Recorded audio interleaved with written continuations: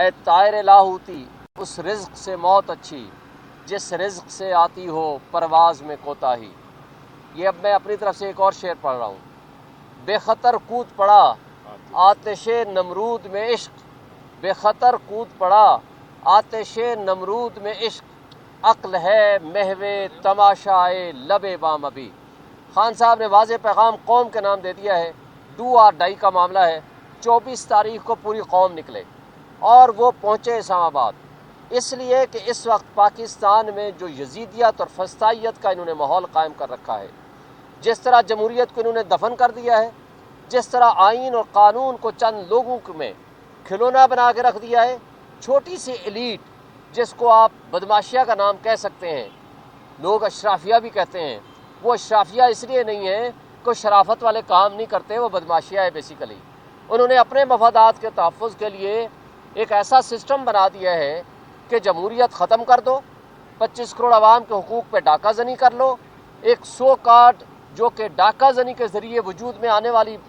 پارلیمان ہے اس کو وہاں بٹھا دو، جو ہارے ہوئے لوگ ہیں ان کو مسلط کر دو، اور پھر ان کے ذریعے سے الیکشن کمیشن اور اسٹیبلشمنٹ ان لوگوں کے حق میں جس طریقے سے آپ نے دیکھا ہے ان کی ایکسٹینشن کا معاملہ ہوا، جو 26ویں ترمیم ہوئی، جس کے خلاف آج قوم اٹھ کھڑی ہو، کیونکہ واحد فورم رہ گیا تھا وہ نظام انصاف، آج اس کے اوپر حملہ آور ہو رہے ہیں۔ جب آج یہ حالت ہو گئی ہے تو 25 کروڑ عوام کے حقوق کو انہوں نے غصب کر دیا ہے۔ آج ہمارے پاس کوئی آپشن باقی نہیں رہا سوائے اس بات پہ کہ قوم اٹھے، لوگ اٹھیں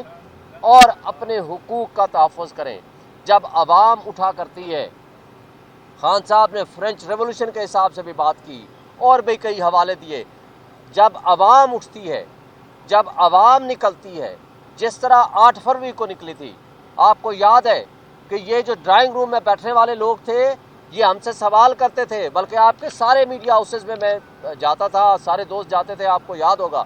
سوال ہوتا تھا کہ آپ کے پاس تو کوئی کینڈیڈیٹ نہیں ہوگا، آپ کے پاس نشان نہیں ہوگا، آپ الیکشن کیسے لڑیں گے؟ اور نہ صرف لڑے بلکہ خان صاحب نے کہا ہے جب میں کہتا تھا کہ ہم جیتیں گے، اور الحمدللہ ہم جیتے 180 سے زائد سیٹیں، اور اس کے باوجود یہ جس طرح شب خون مارا گیا، آج ہمارے پاس ایک ہی آپشن باقی بچا ہے، وہ ہے احتجاج کا۔ انشاءاللہ قوم نکلے گی، کون پرامن احتجاج ہوگا، لوگ نکلیں گے۔ ہم یہ دعوت دیتے ہیں، ہم یہ انوائٹ کرتے ہیں آن بہاف آف عمران خان صاحب کہ لوگ باہر نکلیں، لوگ آ کے احتجاج میں شامل ہوں، اور اس وقت تک احتجاج سے واپس نہیں ہونا جب تک کہ وہ مطالبات جو خان صاحب نے بتائے ہیں وہ پورے نہ ہو جائیں۔ انشاءاللہ وہ جس کو کہتے ہیں نا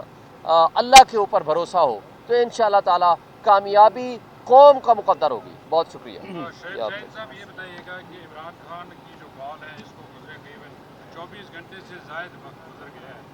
پارٹی میں اس بارے میں یکسوئی نظر نہیں، کل سے جو مشاورت آپ کی ہوئی ہے، جو میٹنگ ہوئی ہے، اس پر ورکرز کو، لیڈرشپ کو، جو نیچے آپ کی لیڈرشپ ہے اس کو کوئی